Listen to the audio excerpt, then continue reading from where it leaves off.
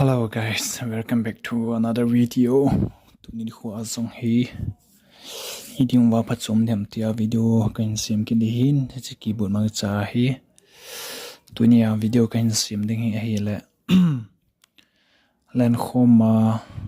bit ki Manho chting le Houbung sunga hello le Houbung la ho bit ki Manho ki ma het dola kahin bol de hi in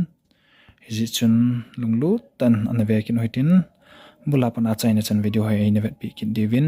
viewers ro koma tim na khain lejin a channel subscribe bol nai lo hanjong nei na bol pi kin divin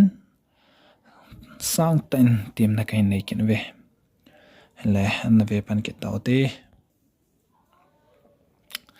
abul momong in hong ki pan hoitin chile power on off in to hi off ga bowling cutting check a keyboard man hi PSR E473 chu hi in na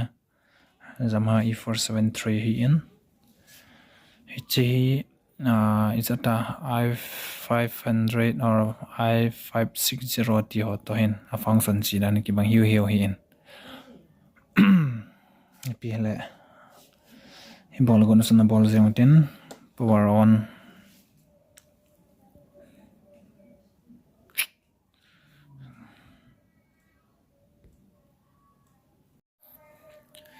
power on ki bol tana screen hi to hi l c grand piano mahin che tun ho sai ma di dan bol ki to tin to hi Vietnam pen tau sei le ipem bit langan style loop pai jong tin chi style hin lai press ka wi ga bowling cutting lang chohu masa pen 001 amahin gt pop ma ken command pen so hin swing cutting Lenkhom la ho a hi tinga hi le command chu hi chipit ham tia hi le anavia hoitin min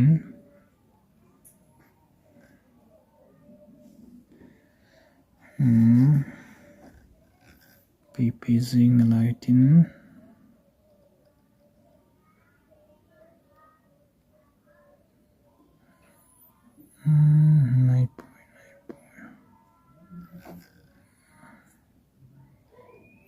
country bit lang hiin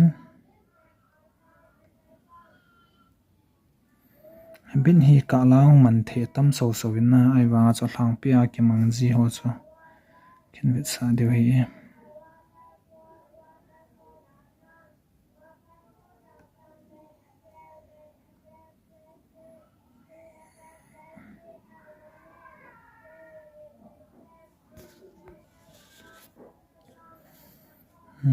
say country pop le country 8 bit ki ti pen hina seni ka manin che country bit lang hin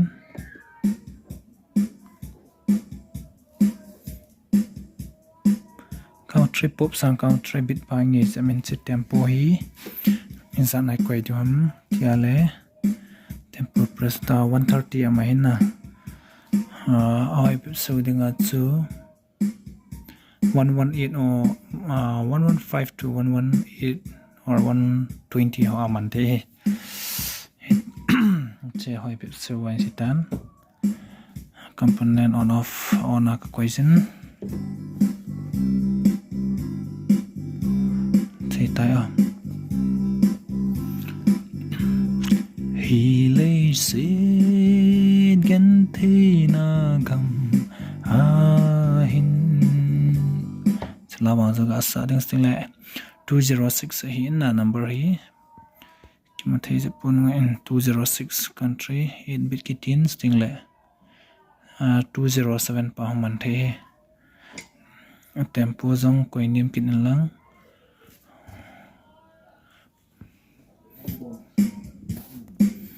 pa ngi je me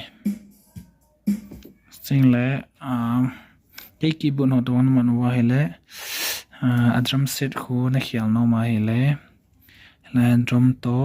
shift ki ji shift press den lang drum hi khat ve me la chun langa style kar kit sung den tin number 2 hin ko in lang la chen to hi power kit ma hin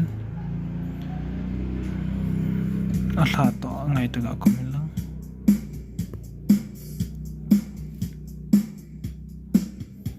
na gin ki hial ta ve ta centrum sip ki hial na hin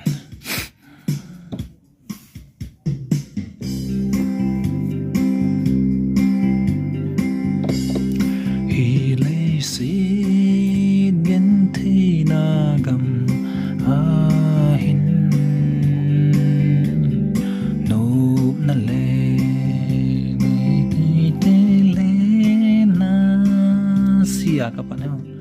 ka ngai ye o ka pa kai no na lo le ya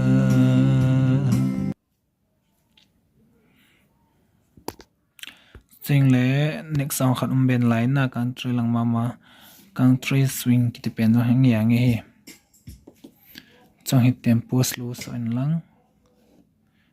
che hiting le pila hot bang sa nam ti a hele all they will tempo ngan san 1 in ko in lang la chun string la transpose diki guitar dan dikin ko in lang ne lam ngai lo ti hola ta bang ho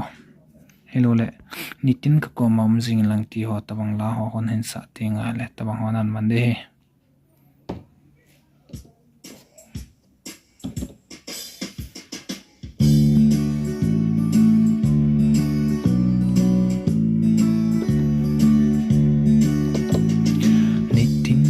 ko ma singin lang pakai kay zong nang ko ma chimpungi kangay na cholo nagan nay mo sain patsoy na ngilong don may zingnoyahin kipa naluy pang kalunting le lunghela kaki yan pisate pagkail melim sa chuwa chayzen chu avan piuga babang achuloding chu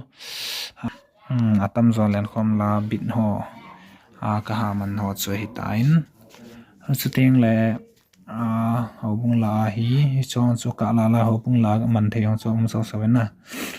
hi le Houbung la kaha man ki chu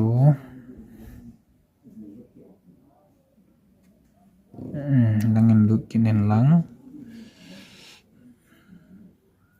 cool 8 bit cho Lenkhom mana chu thi mo man the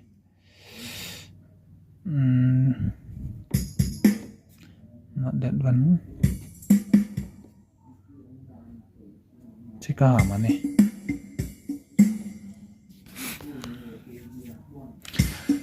chong zu kamangin sting le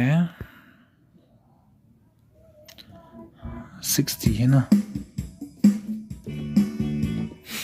chi Houbung la ka man ben chu hian number ve vel lang 01360 8 bit he chika manin na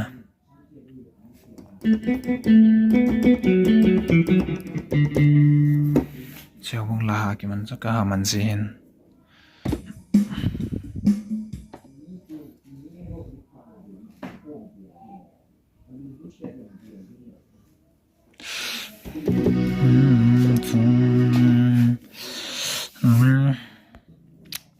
thil sim ki dang tila ho bang kho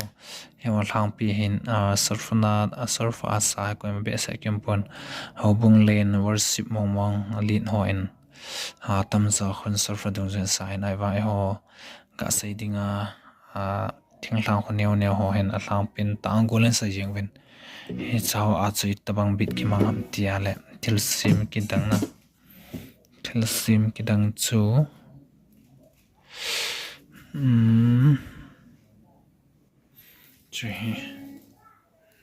Kimangin tempo ngan sain lang simang latsan ngay de tay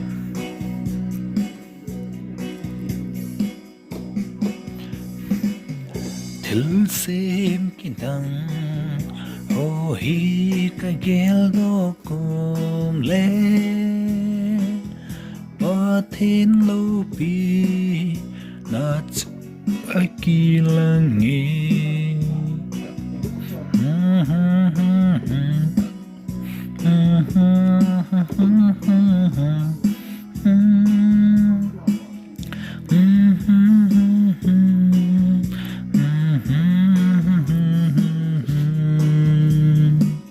Dù tình cắt lát và xây đến hư hình bù alo bi nghe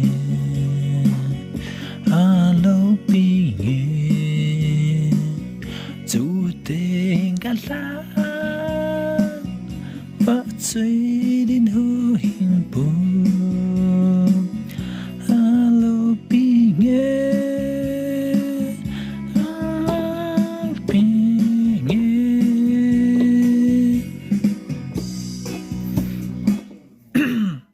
cho tama Houbung la cha cho ka manin sting le enjoy say damna